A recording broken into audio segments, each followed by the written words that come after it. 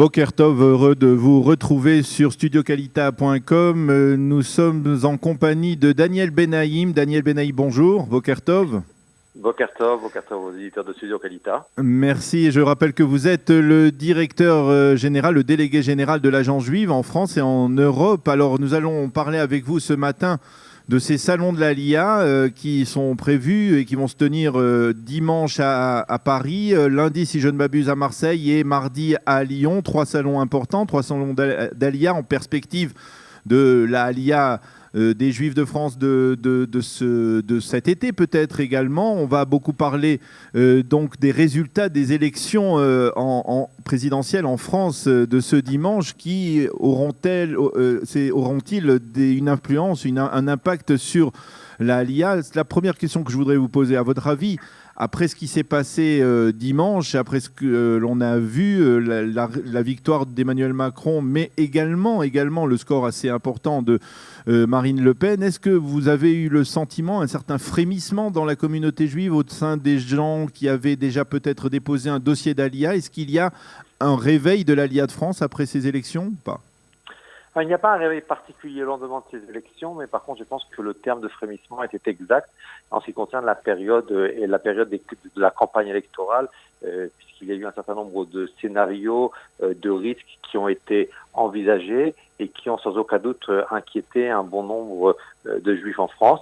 Mais je tiens à dire que de façon générale, nous vivons une période dans laquelle la question de la Aliyah est extrêmement présente et accompagne au quotidien l'évolution de la communauté juive en France, c'est-à-dire que même si la concrétisation de ces départs vers Israël se fait de façon plus lente qu'elle ne s'est faite ces 2 dernières années, le questionnement et la réflexion autour des questions liées à la Aliyah sont encore très présentes.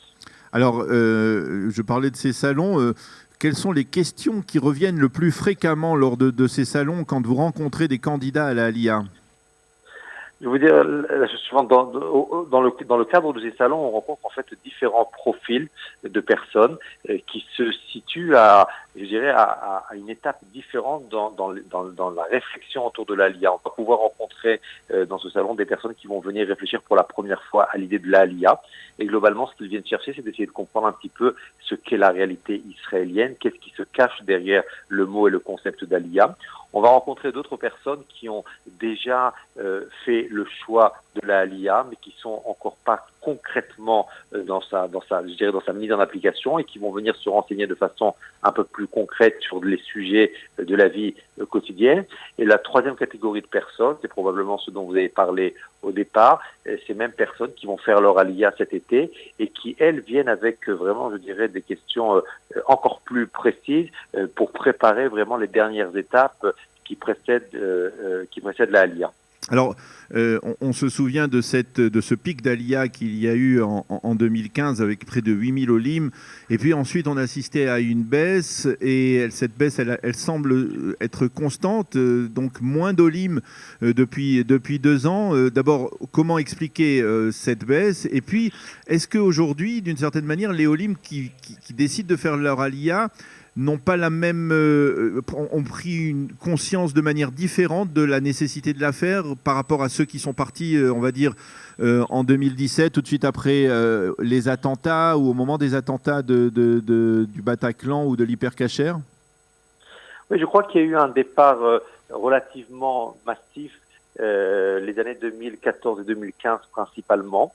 Mais les mêmes questions qui ont accompagné ces personnes qui sont parties précipitamment ou quelque part comme ça pendant ces années-là, ces mêmes questions interpellent encore aujourd'hui beaucoup de personnes en France. Et finalement, je crois qu'il y a un double questionnement pour les Juifs de France, c'est quel avenir en France et quel avenir pour les Juifs en France. Et cette double question qui s'est réveillée, je crois, de façon assez profonde au lendemain des attentats de l'école Otzar Torah à Toulouse en 2012, accompagne les Juifs de France sans vraiment avoir disparu. Les réponses qui sont données à ces questions sont différentes en fonction des époques, en fonction du moment, en fonction de l'actualité. Si certains ont donné des réponses immédiates en 2014, en 2015, en disant c'est maintenant et on doit partir tout de suite, d'autres, et je crois qu'il y en a encore beaucoup, se disent on doit partir, on veut partir, mais on prend un peu plus de temps pour préparer notre départ et notre alia. Alors, est-ce que vous, dans les services que vous fournissez en tant que responsable de l'agence juive en France et en Europe, est-ce que, disons, vous tirez les leçons au fur et à mesure de ce qui se passe dans le domaine de l'Aliyah de ces dernières années? Est-ce que, par exemple, aussi certains parlent de retour d'une partie des Olim qui n'ont peut-être pas suffisamment préparé leur Aliyah? Est-ce que vous arrivez à affûter vos services par rapport à ces candidats à l'Aliyah? On essaie d'être constamment à l'écoute de ces personnes qui sont en voie d'Aliyah, mais également des personnes qui ont fait leur Aliyah effectivement ces dernières années, afin d'améliorer la qualité de nos services et dans l'accompagnement et dans la préparation de la Aliyah. Il n'y a aucun doute aujourd'hui, plus que jamais, et nous communiquons beaucoup là-dessus, que pour être réussi, une Aliyah doit également être bien préparée. Et c'est la raison pour laquelle nous essayons d'accompagner les Juifs de France dans toutes les réflexions préalables à la Aliyah, mais également dans des préparations concrètes. Je vais vous donner un exemple, puisque nous parlons des salons qui se tiendront la semaine prochaine à Paris, Marseille et Lyon. Les salons d'aujourd'hui ne ressemblent pas aux salons d'il y a quelques années. Vous allez pouvoir rencontrer dimanche, par exemple, à Paris, près de 50 représentants israéliens qui ont fait le déplacement spécialement pour venir rencontrer les Juifs de France et qui vont apporter des réponses à toutes les questions, des sujets qui composent la vie au quotidien. C'est-à-dire que l'une des choses que l'on oublie souvent... Ce sont des experts dans différents domaines, comme par exemple l'éducation ou au niveau professionnel. Voilà, l'éducation, le monde du travail, les associations d'aide à l'intégration de façon générale et dans le domaine professionnel de façon particulière, comme par exemple une représentation du hub de Qualita. Voilà. Mais également le ministère de l'Éducation, la Caisse d'assurance maladie, différents ministères qui sont chargés de la reconnaissance des diplômes et des équivalences professionnelles. Voilà, tout ce monde-là qui va venir apporter des réponses à des questions concrètes ou à des questions également non formulées. Par exemple, l'association Pahamonim qui accompagne les futurs Olim dans la réflexion autour du budget familial. C'est quoi un budget quand on fait son Aliyah? Quels sont les postes de dépenses? Comment arriver à gérer son budget dans un nouveau pays? C'est-à-dire que l'une des choses qu'il est très important de prendre en considération lorsque l'on fait son Aliyah, c'est qu'il ne s'agit pas simplement d'un déménagement. Ce n'est pas qu'on va transposer la vie qu'on avait en France dans un autre pays qui s'appelle Israël, mais il y a un changement de vie radical, un changement de culture, un changement de mentalité, un changement d'habitude.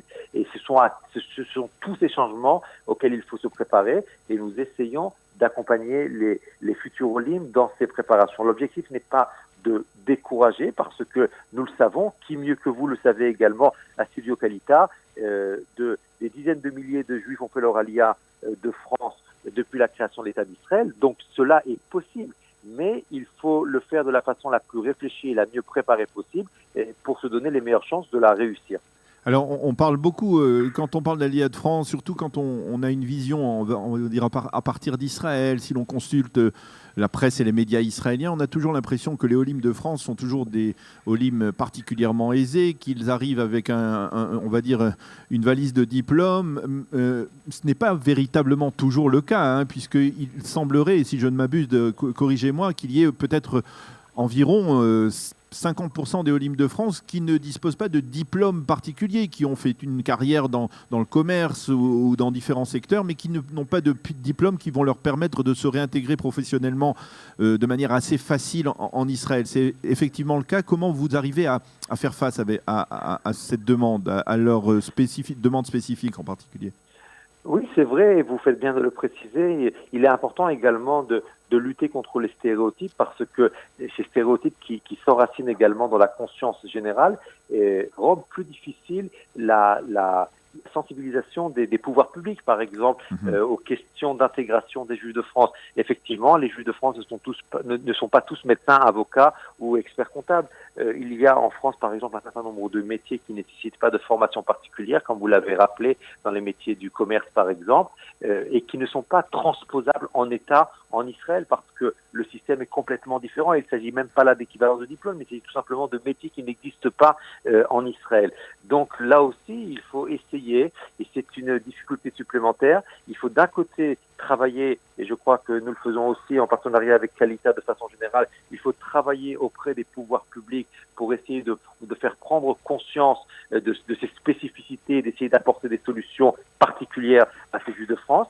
Et il faut d'un autre côté, et ce n'est pas une part du travail non négligeable également, il faut travailler sur ces personnes qui vont venir pour essayer de leur faire comprendre que leur métier n'est pas transposable en Israël et qu'il est peut-être temps de saisir les opportunités que l'État d'Israël va pouvoir leur offrir, par exemple, dans le cadre de reconversion professionnelle ou de formation complémentaire. Parce que, si vous voulez, c'est les deux côtés.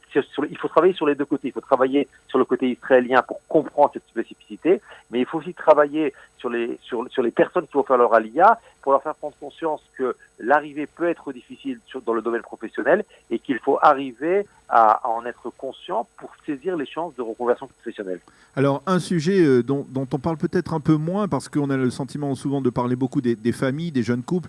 Les étudiants aujourd'hui semblent être confrontés à peut-être une nouvelle difficulté, c'est-à-dire il y a les programmes Massa qui, de la vie générale, sont un véritable tremplin pour l'aliyah des jeunes, en particulier des jeunes juifs de France, mais apparemment, et l'agence juive et les autorités israéliennes ont réduit sérieusement les budgets, les bourses attribuées au programme Massa, ce qui risque de freiner d'une certaine manière la possibilité pour ces jeunes de s'intégrer, on va dire, en douceur à travers les programmes Massa avant de se lancer dans leurs études ou par exemple de rentrer dans la vie professionnelle.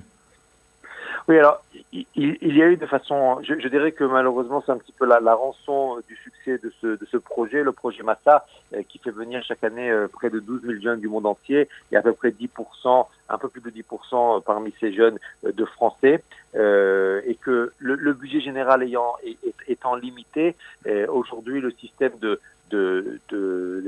bourse, de subvention qui est donnée a été modifié, et effectivement il pourra peut-être avoir un impact négatif sur, je dirais, les plus nécessiteux. Le budget général n'a pas été touché, il s'agit d'une somme qui est encore une somme considérable, puisque près de 6 millions de dollars sont distribués dans des bourses pour les Français qui participent à ces programmes. Et nous sommes aujourd'hui confrontés, comme vous le disiez, à une demande qui est plus importante que les budgets existants. Il a donc été nécessaire de revoir le système de distribution. Nous sommes dans une année qui est une année pilote, en espérant que cette nouvelle méthode ne freinera pas trop de personnes à venir en Israël. Nous sommes très sensibles et nous accompagnons ces changements pour essayer d'en tirer des enseignements et de voir pour l'année prochaine comment améliorer le tir.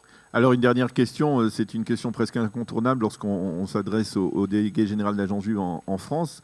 Le nombre d'éolim prévu pour cette année 2017, ça sera plus ou moins 5000 olim par rapport qui était le chiffre de l'année dernière?